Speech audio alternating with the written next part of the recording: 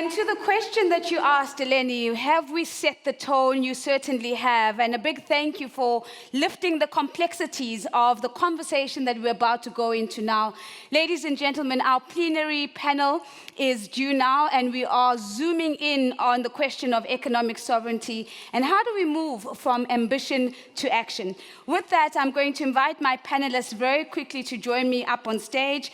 It's my honor to welcome His Excellency Nana Akufo-Addo, the President of Ghana, His Excellency Yemi Osinbajo, the Vice President of the Federal Republic of Nigeria, to welcome Madame Kate Tometi Fotso. Let's give her a round of applause as she joins us. President, this is your seat. Thank you very much, Mr. Vice President. The second seat is yours.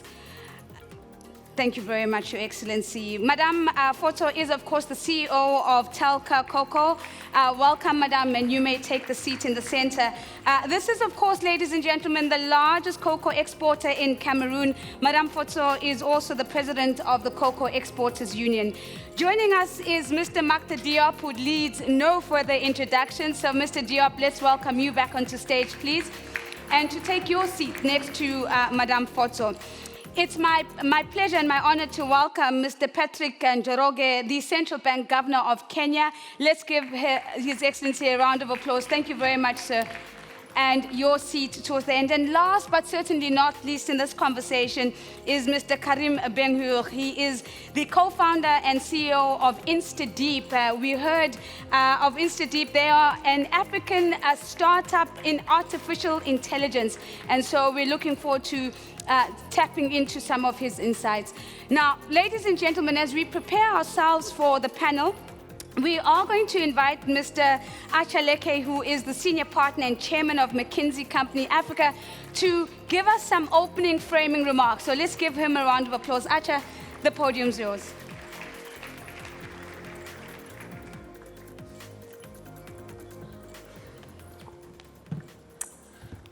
Morning, everybody.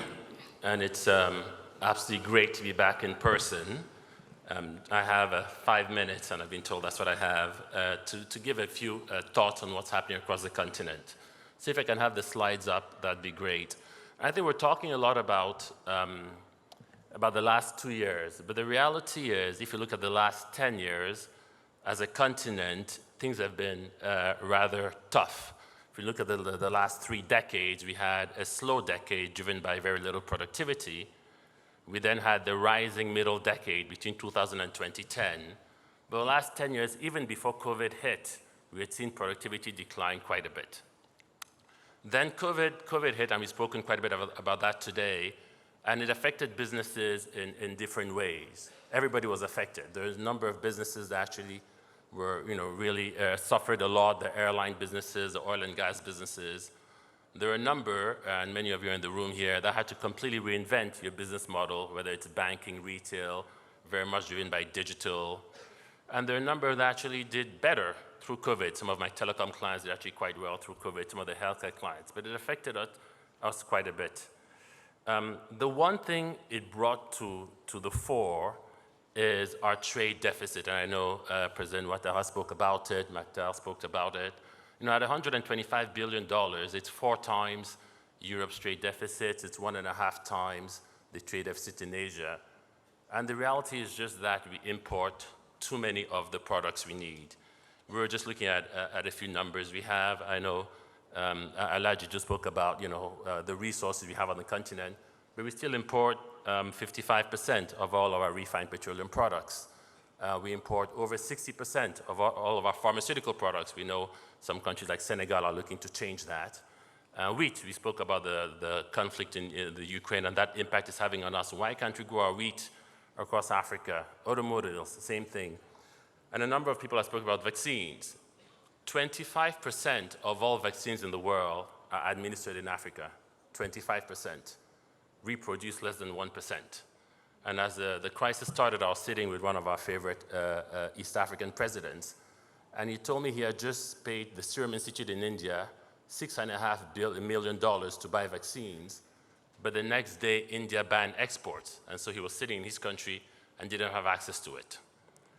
Now, the good news in interest of moving to action is that we're starting to see some action. We've been, as McKinsey, working with the Africa CDC, Africa Union, and many of you in the room to really change that on the vaccine manufacturing front. The target, as you know, is to move from 1% of vaccines manufactured on the continent to 60%. This is not just for COVID vaccines, across the board. It's called the Partnership for African Vaccine Manufacturing that was launched by President Tshisekedi when he was the chair of the AU. We have the framework for action in place. We have all the initiatives, and many of you here are working on it. There's a financing piece we have to be able to pay for those manufacturing capacity plans. There's pool procurement. How do we make sure we get the procurement in place? You know, Gavi is doing it. How do we complement them? And so as the plans come up on stream, there's demand for that. There's everything from the IP front. There's everything from R&D, from the talent. However, when you pull all that together and you look at the announcement that countries have made, and it's been great. Everybody has said, look, we want to manufacture vaccines. We've seen many, many announcements that countries have made.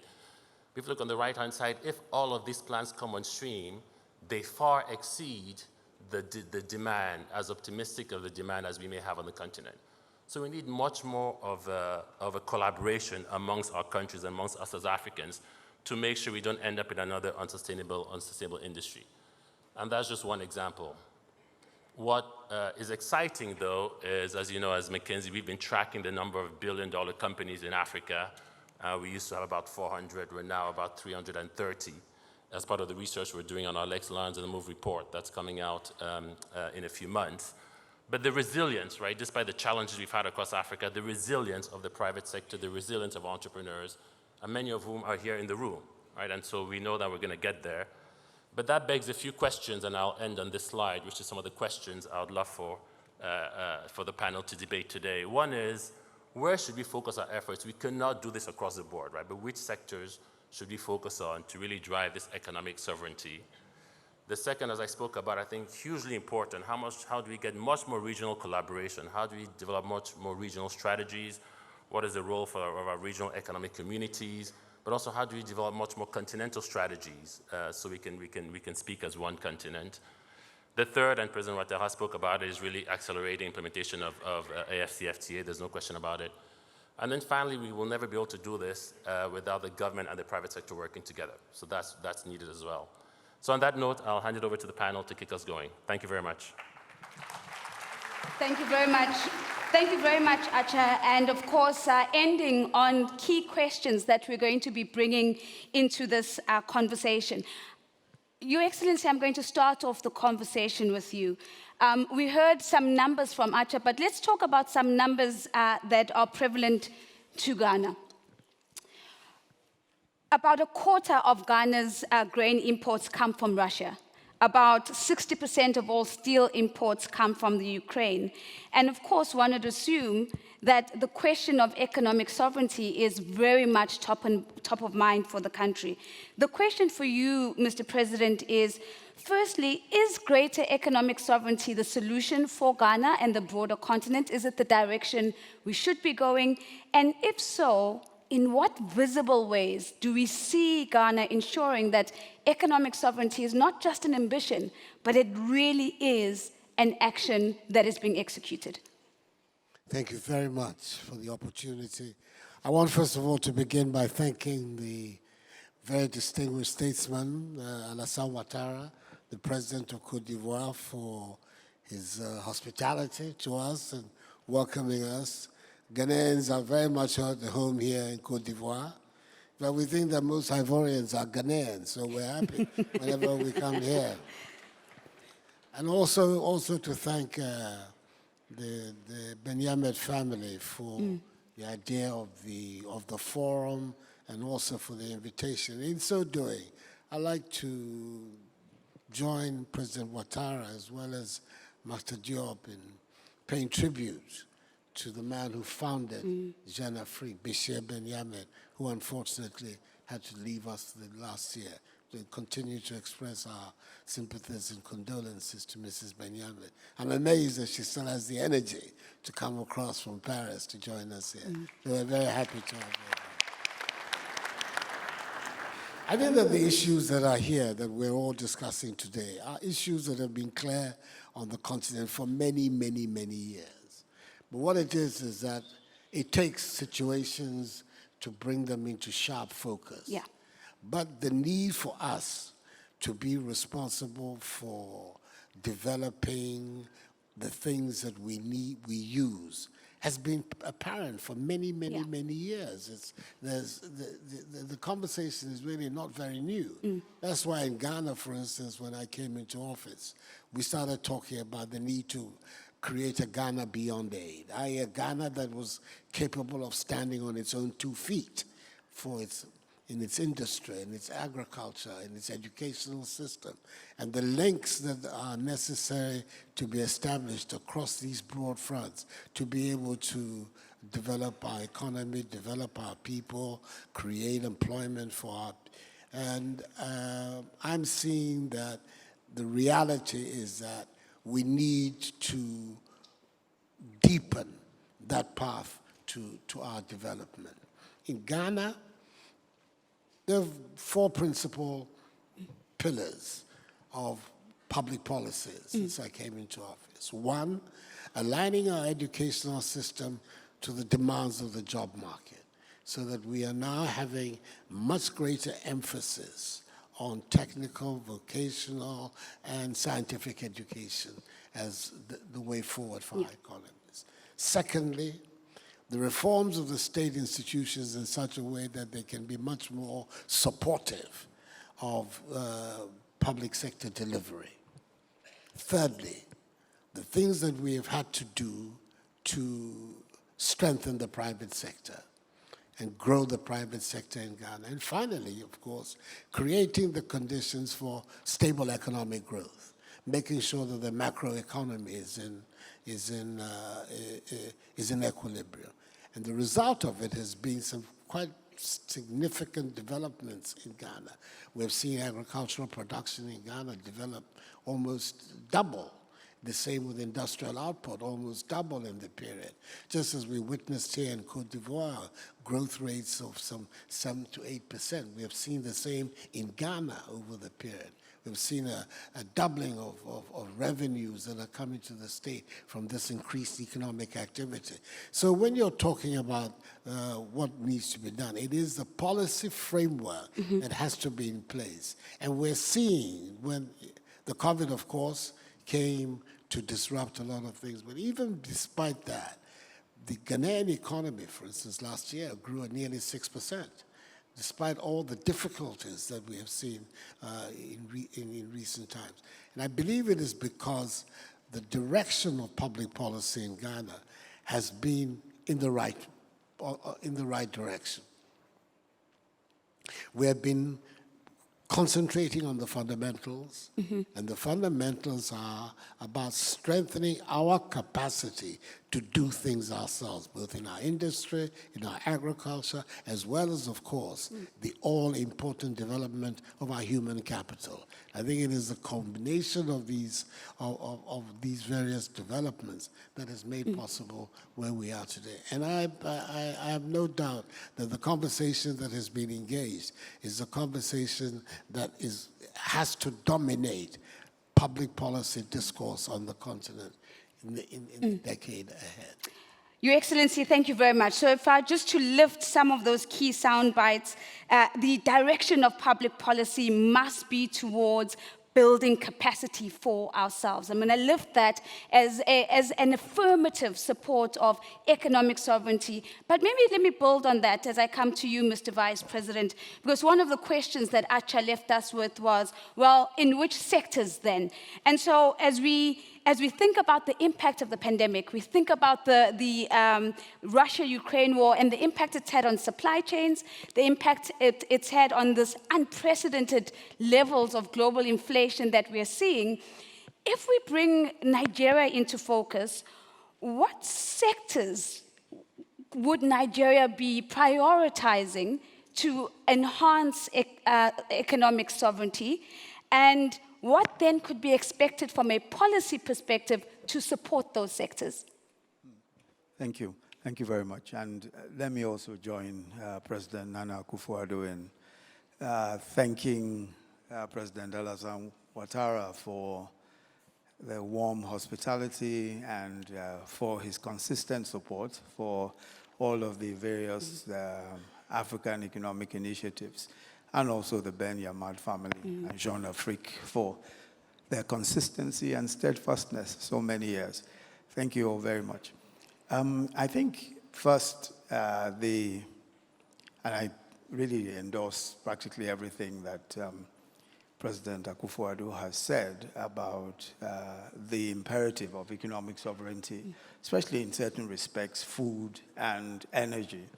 In particular, obviously, we need to be self-sufficient in food production, at least in certain aspects. We in Nigeria have moved along quite well with food grains, rice and some maize, and some root crops, cassava, yams, where we're leading producers and all that.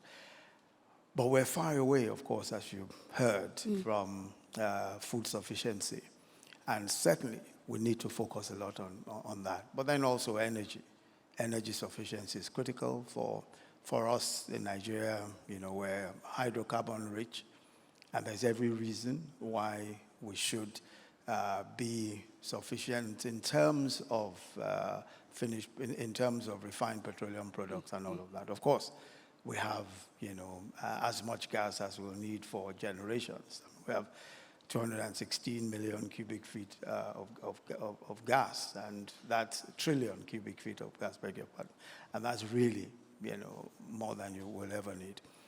But I think that we must also be a bit careful with concepts of economic sovereignty, because really we really need to collaborate more. Yeah.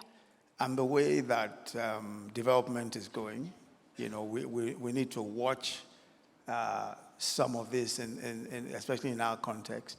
I mean, for instance, if you look at technology and the way technology is growing, and this is big for us also in Nigeria, we've got to look at issues like taxation of tech companies and all of that. It's evident that we can't do that. I mean, this of course, is a major expression of sovereign power, the power to tax. Yeah. But the way that the world is structured today and the way technology is structured, there is no way that you can use the same basis, personal and territorial basis, for taxation. These are, MNEs that spread across countries and continents and all of that. So we've got to cooperate with the world. We've got to cooperate with the international tax system to ensure that we're able to derive maximum benefit. We've got to take our seats at the table and ensure that all of the various initiatives on international taxation favor us in Africa. So while we're looking inwards, we've got to be very careful to look outwards as well, because a lot of money is obviously being made by tech companies across the world, and a lot of our countries are, value creators for these companies. So there's a great need for us to look inwards, but at the same time, to keep our eyes on the ball, because we really need to recognize that the world has gone beyond brick and mortar. Yeah. And the world is now more intellectual capital. And we've got to think in terms of how do we work with the world to achieve maximum benefit for intellectual capital. Mr. Vice President, I think it's an excellent response. So you've lifted two sectors, and food and energy, and I'm going to build on the food sector in a while with Madame Fotso, because that's the space that she plays in. But I think what I've also heard, which is very important, is the caution. To say we need to do both and. We need to keep an eye on what's happening internally, but we need to stay connected with the seats at the table and the voice in terms of what's happening outside. And a very useful example about thinking about the very fluid understanding of sovereignty now and what that looks like when it comes to the taxation of big multinationals. And I see Governor is nodding, so he might just have a comment or two to add to what you've shared with us, Mr. Vice President. Madame Fotso, Mr. Vice President has already started talking about your sector. So you are in one of Africa's top agricultural exporting industries. He's also, though, spoken about the need to be very intentional about collaboration and building synergies. We heard that from Acha as well. the question to you is, how do we make all of that work for regional value chains? And can you give us any examples where we're seeing successful collaboration amongst countries that really is translating into regional value chains that work for the continent? Thank you very much. I would want to first acknowledge the excellencies here present and the Jeune Afrique Group for the opportunity to be on this panel. I'm humbled. As an African, I want to ask, I always ask myself and maybe throw the question back, how do we see ourselves? The potentials we have in terms of our numbers, capital and natural resources which we have, and the fact that all we represent is we consume what others produce. Yeah. They collect the raw materials and all we have and bring it back to us. Somewhere, the industrialized world, they planned forward. They looked at what we have and they chose, to produce and send to us. How do we want to be remembered?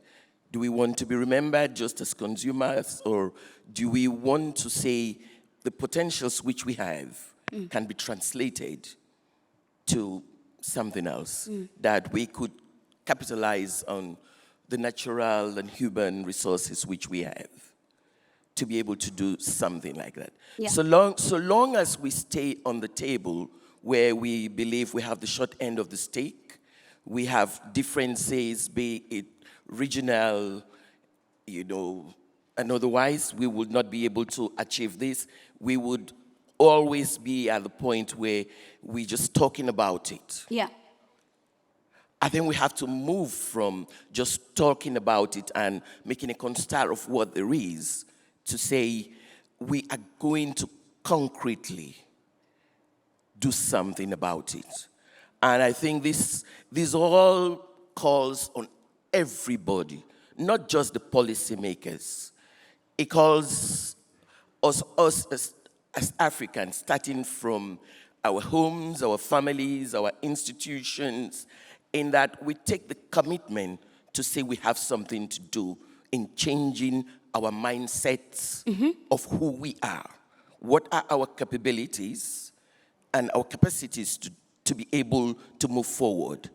It has to do with us looking beyond to say we're protecting our individual, maybe companies or nations, and look at regionally, Yeah. what is the competitive advantage of each nation or each business, and how do we, enhance our synergies to be able to create a bigger market, because Africa is potential. Africa, in the numbers which we have. Yeah. If we do all of this, I think we would be creating opportunities within. I want to take my example. I don't normally like to talk about myself, but I would say if, as a young girl 35 years ago, when I jumped into the private sector, if we looked at myself as my partner in my main business is one of the largest privately owned businesses in the world, I could have said that I'm a young girl, I don't have what it takes. Yeah. I'll be absorbed in all of this. But then I said, if they had dared to move forward as a, private business, which is today 150, 3-year-old, if they had grown to be able to do that, then somewhere in our own little corner, we can also do something. Yeah. And that permitted, I think, from also the upbringing which my parents gave me, which permitted me, to be able to not short-sell myself, to be able to grab that opportunity to say, yes, I can. They're bigger, they are stronger, they're more structured, they have all this thing, and say to myself, if they have been able to do it, we can do it. So I think as Africans, we can also say, Those other worlds, they are producing all of that. We have the numbers. Let's concretely put in place what it takes. I not just want to talking. build on that energy because I think it's an exceptional energy that you're bringing into the conversation, but you're also bringing an intentionality about being inclusive in how we go about the business of becoming economically sovereign. And so, Mr. Diop, maybe let me build on that. I want to bring in the perspective of small business, because we know that the IFC works with small businesses that are oftentimes carrying the absolute brunt of the economic shocks that we're experiencing, that we experience on the continent. And we always run the risk of having conversations like this be seen to be about big business only. Is there a space for us to be really thinking about the role of small businesses in building the regional value chains that Madame Foto was speaking about? And how do we go about getting that job done? No, thank you very much. If you allow me, I would like to rebound on what I've said. Yes. His Excellencies and the co-panelists. I think for me, the challenge that we are facing now is speed, replicability, Yeah. and sense of urgency and volume. We are, as His Excellencies have said, these issues have been discussed for many years about creating large markets. So the question is how, when, and how fast we are doing it. Yeah. And for that, we need to make sure that we have certain element in place. It's not by chance that I mentioned housing. I haven't visited one country and met a leader who told me my number one problem is to be able to afford my people affordable housing. There is no leader in the continent who haven't said that. So the question is that how do we move from that to something which is reaching? We know that when we are discussing with investors, I talk to developers and say, when you build a house in your country, what are your components? They told me cement, we can import it from Nigeria, we can have it sometime in some other country, in Cote d'Ivoire, Senegal. I said the rest, everything is imported. Why is imported? Because it's cheaper. Why is cheaper? Because it's the volume. So as long as we are not able, in some of these important value chain, to create a level of production of volume which is competitive, we will not be able to have the transformation of our continent. And it's feasible because it happened in some sectors. Let me give you the example of vaccine. It took us less than a year and a half to be able to bring the best technology now, mRNA, in Africa. It's because we had a challenge. Yeah. President Nana Akufo, I remember in Paris, told me, Mokhtar, we need to do something about it. President Ouattara told us, President Kagame told us, President Macky Sall told us.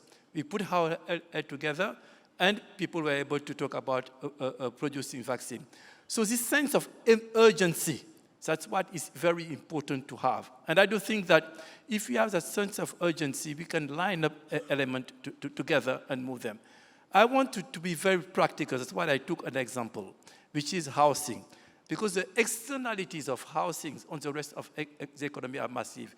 We're talking about logistics, we're talking about SMEs, we're talking about skills, we're talking about financing with mortgage, we're talking about helping developers, we're talking about a lot of things. If we take that problem, which is an important problem for everybody, try to solve it and put our head together. So my proposal practically is that, and I said what I think Amir and I were talking about, is to use other event of this nature, where we'll be focused on some issues like that. FinTech is the one in Rabat. But I think it would be important to take food. If we want to address the issues of food today in Africa, bring the main player in the private sector in that area, the policymakers, and have a focused conversation on this and be able to take a roadmap and have an action plan. The same with housing. And say, if you want to produce glass in Africa at a scale which can compete with imports, when you have tariff, what does it take? Yeah. If we want to produce tiles in Africa at a level which is competitive with imports, what does it take? What are the volume? What are the country? What are the investors?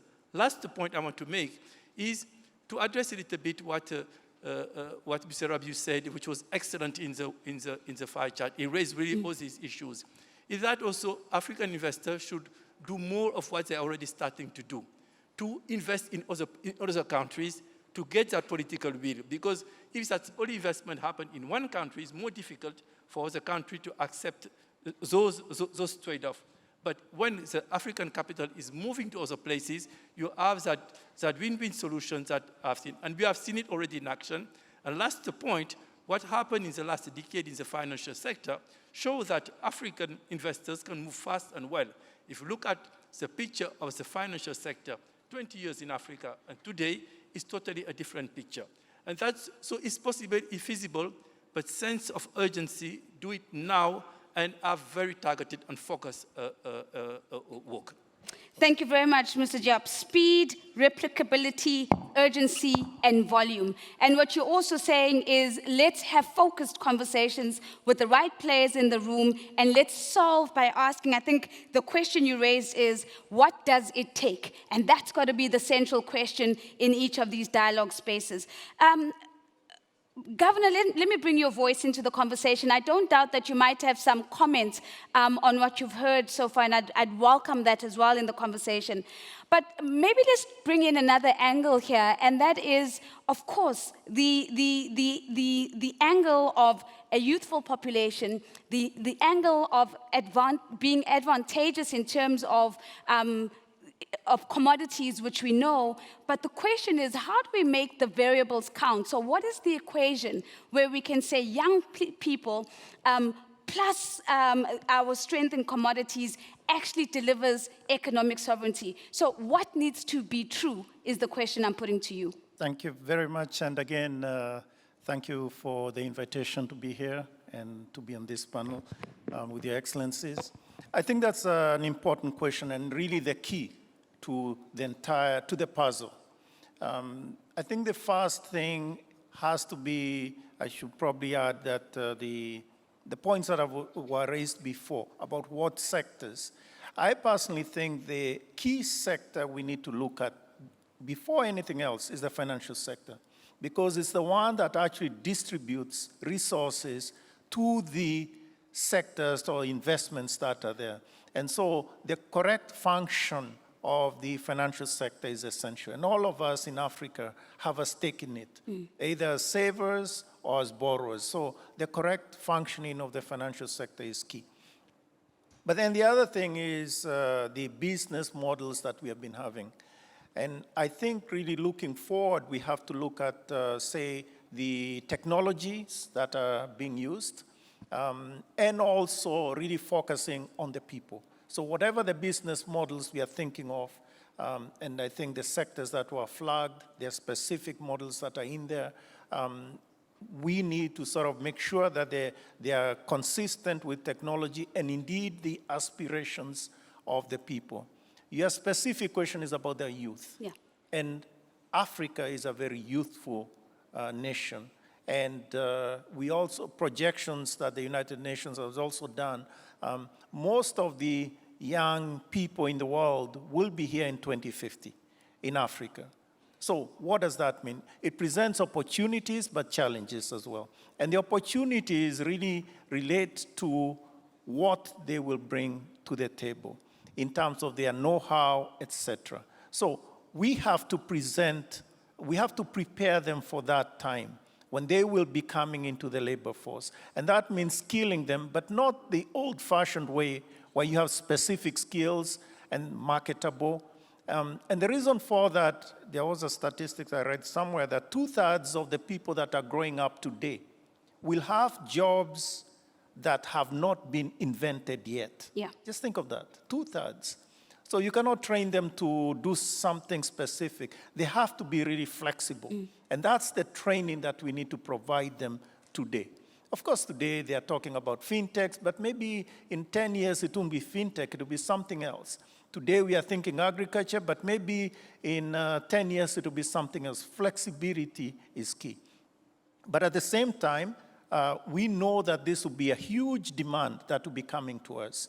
And in a sense, it will be a key source of our dynamism, because we won't have to be looking outside. Right. The demand will really be in Africa. The principal demands by 2050 will be in Africa, but we have to start now. So as I finish, I think it is important to also mention that other fundamentals that have to remain in place, sort of strong macro policies, And I think Our Excellencies mentioned some of those things. But at the same time, we need to appreciate, when I was coming here, I was reading a book known as David and Goliath on the flight here, David and Goliath. We are David, but we can solve it as David.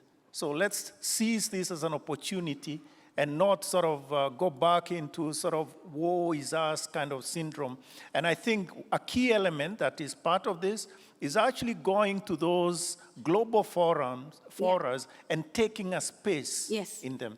And I think that was mentioned a moment ago. Governor, thank you very much. It's taking up space in global conversational spaces.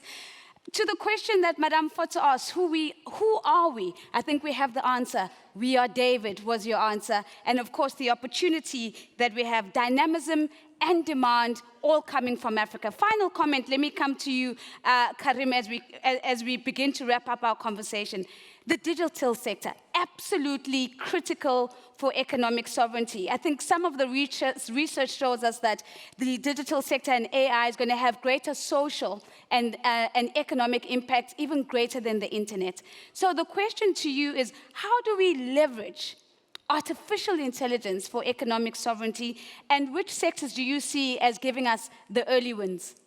Yeah, thank you for inviting me to this panel. And indeed, you know, artificial intelligence, when you think about economic sovereignty, it is a very, very important topic. It is actually what will drive geopolitics in the 21st century, and in many ways the future of our communities. Like you said, indeed, it's going to be bigger than the internet, which is kind of crazy when we think about it.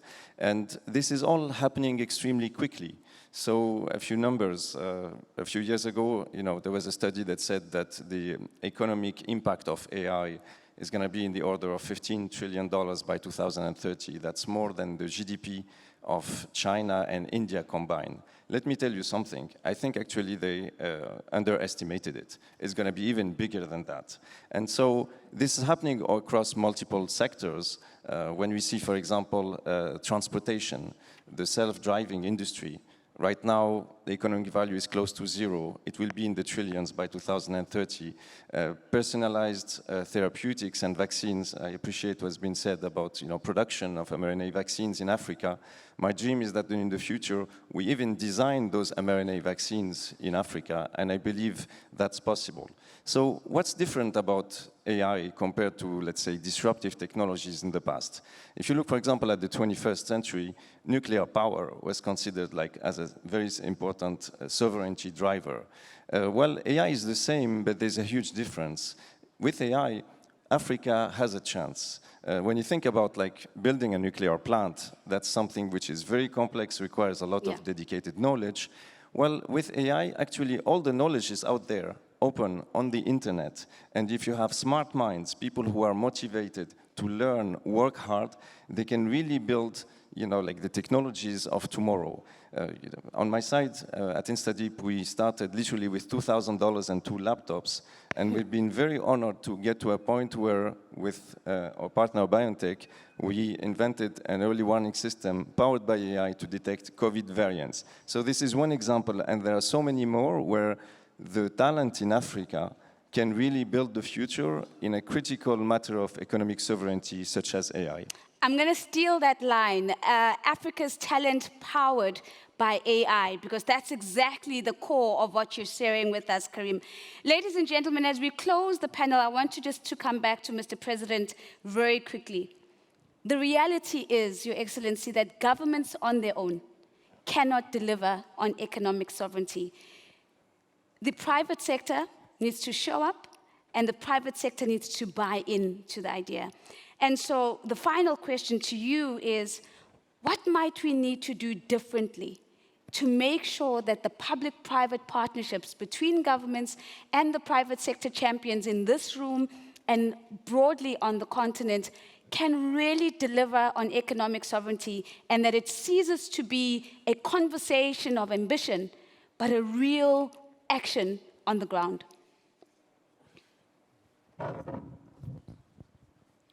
Thank you once again. I think for me, more than anything else, the key is the quality of cooperation than we're going to have between us as states. I think that the regional and the continental cooperation of the African states, that is going to be the decisive factor in making possible that these various linkages that we're seeking, the linkages between the private and public sectors, the linkages between our educational system and the needs of private capital, that all of these linkages find fruit. They will do so when the regional and continental dimensions of what we're doing are brought to the table in all the decisions that we're making. And that is the critical importance of the African Continental Free Trade Area. I really believe that it is a major game changer for us if we align our thinking and understand its potential. It cannot be an accident that the continent that trades least amongst itself is also the poorest of the planet. There has to be a linkage between that and the countries. If what we're doing, 15% of intra-African trade as part of our collective GDP. Our European friends are doing 70% of the same figures. So the way forward has to be how that regional and continental dimension is made real in our thinking and policy making. For me, that is the game changer, and that is where the focus of public policy in our time has to be. Thank you very much, Mr. President. Ladies and gentlemen, it is the soundbite that allows us to close off the conversation. It isn't an accident that the continent that trades least with itself is the poorest. And so the job for the Davids is to make sure that they use the African Continental Free Trade Area as the real game changer that it can be to build regional value chains and to secure economic sovereignty for the continent. Can you please give a big round of applause to my panelists, please? Ladies and gentlemen, it's an absolute honor to have listened to all our panelists in this opening plenary. Before I release them, allow me to say that this marks the end of our opening ceremony, that you are now invited to take a 15-minute break, and please be reminded that the first session starts at 10:45, and please consult your program for all the venues and locations. Can we give them a round of applause as we depart? Thank you so much. We're going to be starting at 10:55 in the different rooms. Thank you very much. Thank you very much, Your Excellency.